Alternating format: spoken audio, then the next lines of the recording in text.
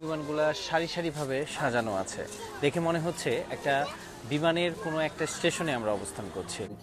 এটা হচ্ছে এমন একটা বিমান যে বিমানের সাথে আসলে অনেক ইতিহাস জড়িত আছে, বিশেষ করে আমাদের বাংলাদেশে যখন এইগুলো হচ্ছে বিমানের পুরনো জেট ইঞ্জিন।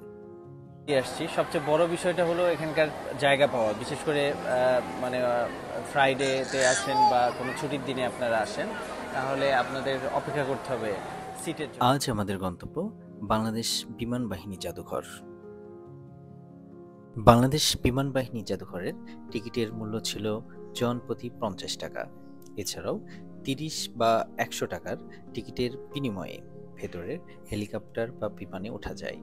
বাংলাদেশ বিমান বাহিনীর গৌরবময় ইতিহাস ও ঐতিহ্য তুলে ধরার লক্ষ্যে 2014 সালের 28 সেপ্টেম্বর ঢাকার তেজগাঁওয়ে প্রতিষ্ঠিত হয় বাংলাদেশ বিমান বাহিনী জাদুঘর।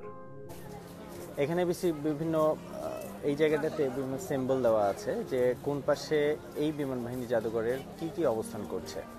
আপনারা যখন ভিতরে ঢুকবেন তখন এইটার সিম্বল দেখে আপনারা সেদিকে যাওয়ার ক্ষেত্রে আপনাদের সুবিধা হবে।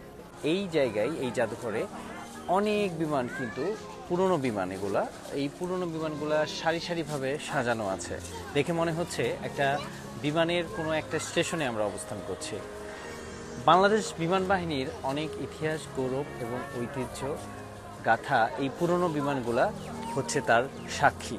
প্রতিটা বিমানের সামনেই কিন্তু এভাবে লেখা আছে যে এই বিমানটা কি কাজে ব্যবহার হয়েছে, কবে বাংলাদেশ বিমান বাহিনীতে সংযোজিত হয়েছে।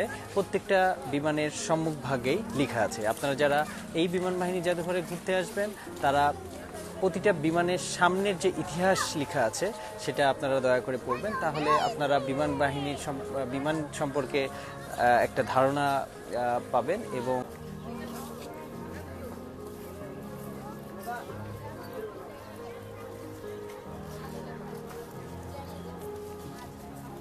এই বিমানটি 1971 সালে বাংলাদেশের স্বাধীনতা যুদ্ধের সময় ভারত সরকার এই DH-3 অর্ডার বিমানটি বাংলাদেশকে প্রদান করে। এই বিমানটি কানাডায় তৈরি এবং বাংলাদেশের স্বাধীনতা যুদ্ধের সময় বাংলাদেশ বিমান বাহিনীর দক্ষ টেকনিশিয়ানরা অক্লান্ত পরিশ্রম করে বিমানটিকে বোমারু বিমানে রূপান্তরিত করে, যার ফলশ্রুতিতে এই বিমান দ্বারা 3 ডিসেম্বর 1971 সালে আকাশ থেকে আক্রমণের মাধ্যমে ইস্টার্ন তেল শোধনাগার এবং চট্টগ্রাম সমুদ্র বন্দরে সফল অভিযান পরিচালনা করে।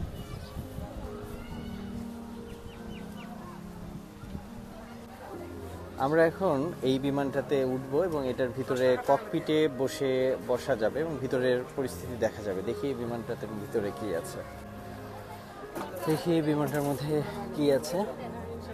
ও আচ্ছা, এটা একটু পরিপাটি করছে আর কি। এটা হচ্ছে এমন একটা বিমান যে বিমানের সাথে আসলে অনেক ইতিহাস জড়িত আছে, বিশেষ করে আমাদের বাংলাদেশে যখন 1971 সালে যুদ্ধ হয়ে এই দেশটা স্বাধীন করেছে, তখন ঠিক ওই সময়টার অনেক ইতিহাস এই বিমানে জড়িত হয়ে আছে।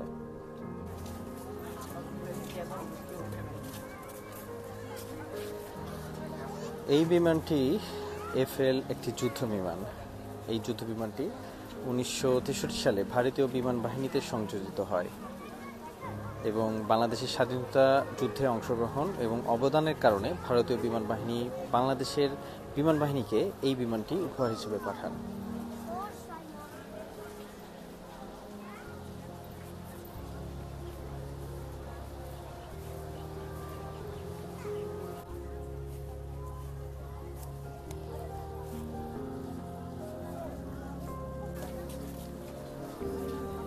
আজ শুক্রবার, ছুটির দিন হওয়ায় অনেক মানুষের ভিড় এই মিউজিয়ামে। এই পাশেও আর একটা MiG-21 একটা যুদ্ধ বিমান সংরক্ষিত রাখা আছে।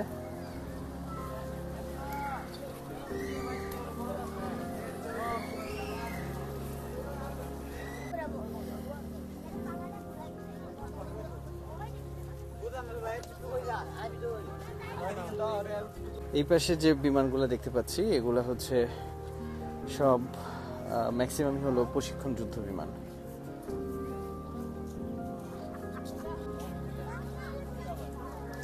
রাশিয়ার তৈরি এই হেলিকপ্টারটি 1972 সালে বাংলাদেশের বিমান বাহিনীতে সংযোজিত হয়। এই হেলিকপ্টারটি আকাশ থেকে স্থল আক্রমণে গুরুত্বপূর্ণ ভূমিকা পালন করে। হেলিকপ্টারটি বাংলাদেশ বিমান বাহিনীতে 1997 সালে সর্বশেষ ব্যবহৃত হয়। এইগুলো হচ্ছে বিমানের পুরনো জেট ইঞ্জিন।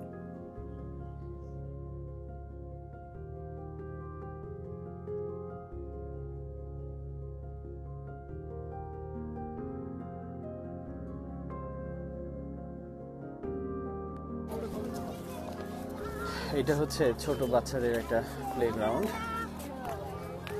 আপনারা যারা আসবেন এখানে ছোট বাচ্চা নিয়ে আসলে অনেক সুন্দর কিছু খেলার কিছু জিনিস আছে, ছোট বাচ্চারা অনেক আনন্দিত হবে।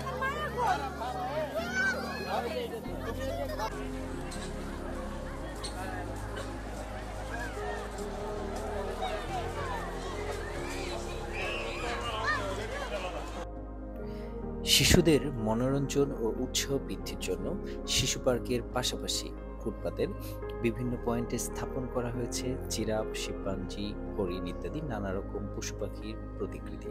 এটার নাম দেওয়া হয়েছে চিলড্রেন হ্যাভেন। রয়েছে পানির ফোয়ারা, এছাড়া পাহাড়ের আদলে তৈরি রয়েছে থিম পার্ক।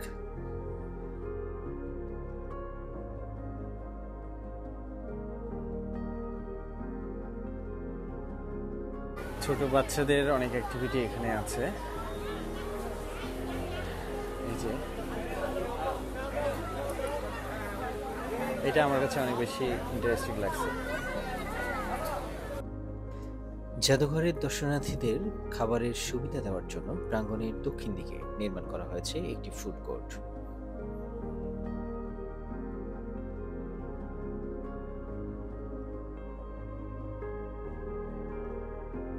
আমরা একটা রেস্টুরেন্টে আসছি। এটা এই বিমান বাহিনীর এই বিমান জাদুঘরেই এই রেস্টুরেন্টটা অবস্থান করছে।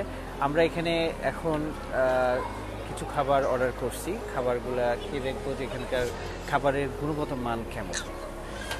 তো এখানে একটা জিনিস বলে রাখি এই রেস্টুরেন্টে, সেটা হলো আজকে হলো ফ্রাইডে হওয়ার কারণে অনেক বেশি লোকজন এখানে ঘুরতে আসছে এবং আমরা খাবার অর্ডার দিয়ে আসছি। সবচেয়ে বড় বিষয়টা হলো এখানকার জায়গা পাওয়া, বিশেষ করে মানে ফ্রাইডেতে আসেন বা কোনো ছুটির দিনে আপনারা আসেন, তাহলে আপনাদের অপেক্ষা করতে হবে সিটের জন্য। তো আমরা যে জায়গায় বসছি এটা আমরা মানে অনেকক্ষণ অপেক্ষা করার পরে জায়গাটা পাইছি। দেন আমরা খাবার অর্ডার দিছি। ওরা বলছে মিনিমাম 20 মিনিটের মতো লেট হবে, 20 মিনিটের মতো লেট হবে, তার বেশিও সময় লাগতে পারে। আজকের মতো এখানেই বিদায় নিচ্ছি। পরবর্তীতে দেখা হচ্ছে নতুন কোনো ভিডিও নিয়ে ইনশাআল্লাহ। Please subscribe my YouTube channel. আল্লাহ হাফেজ।